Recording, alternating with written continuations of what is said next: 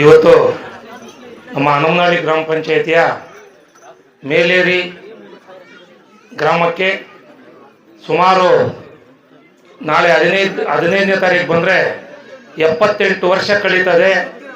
ಇಷ್ಟು ತನಕ ಈ ರಸ್ತೆ ಮಣ್ಣು ರಸ್ತೆಯಾಗಿ ಉಳಿದಿದೆ.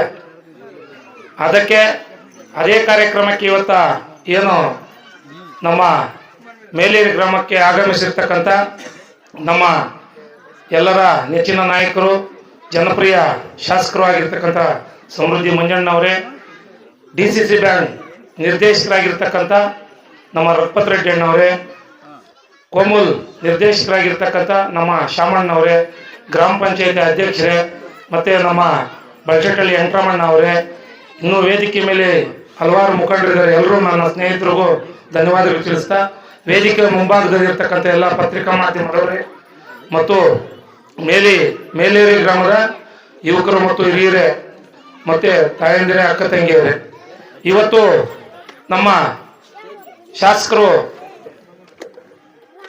ಮೊಟ್ಟ ಮೊದಲನೇದಾಗಿ ನಮ್ಮ 2 ವರ್ಷದ ಹಿಂದೆ ಏನು ಈ ನಮ್ಮ ಗ್ರಾಮಕ್ಕೆ ರಸ್ತೆ ಮಾಡಿಕೊಡ್ತೀವಿ ಅಂತ ಹೇಳ್ಬಿಟ್ಟು ನಿಮ್ಗೆ ಹೇಳಿದ್ರು.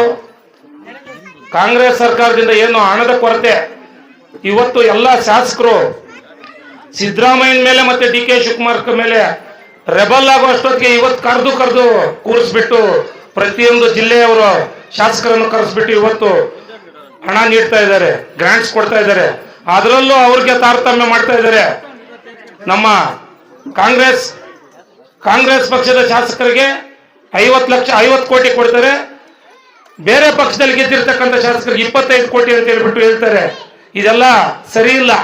2 ವರ್ಷದಿಂದ ಗ್ರಾಮ ಪಂಚಾಯತಿಗೆ ರಾಜ್ಯ ಸರ್ಕಾರದಿಂದ ಒಂದೇ ಒಂದು ಮನೆ ಕೂಡ ಕೊಟ್ಟಿಲ್ಲ. ಇವತ್ತಿಗೂ ಕೊಟ್ಟಿಲ್ಲ. ಇನ್ನು ಮುಂದೆ ಅವರಿರೋ ತನಕನೂ ಕೊಡಲ್ಲ. ಏನಾದರೂ ಬಂದ್ರೆ ಕೇಂದ್ರ ಸರ್ಕಾರದಿಂದ ಇವತ್ತು ನರೇಂದ್ರ ಮೋದಿ ಅವರು ಕೊಡಬೇಕು, ಕೊಡ್ತಾರೆ. ಈಗ ಮೊನ್ನೆ ಬಜೆಟ್ ಅಲ್ಲಿ ಕೂಡ 2 ಕೋಟಿ ಮನೆ ಅವರು ಹೇಳಿದ್ದಾರೆ, ಕೊಡ್ತಾರೆ.